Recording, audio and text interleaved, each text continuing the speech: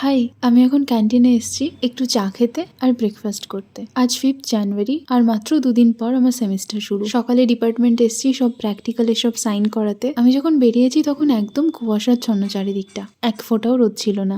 এখন বেলা 11:30-12টা, বেশ খানিকটা রোদ উঠেছে, ভালো লাগছে।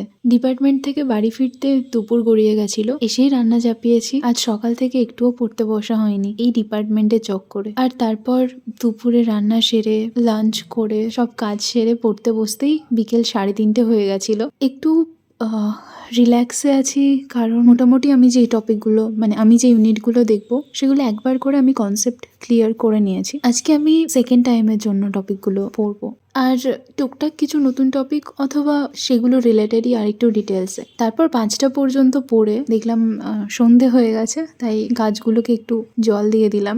গাছগুলো বলা ভুল, এখানে তো বীজ ফেলা হয়েছে, এখনো চারা বেরোয়নি। টাটা।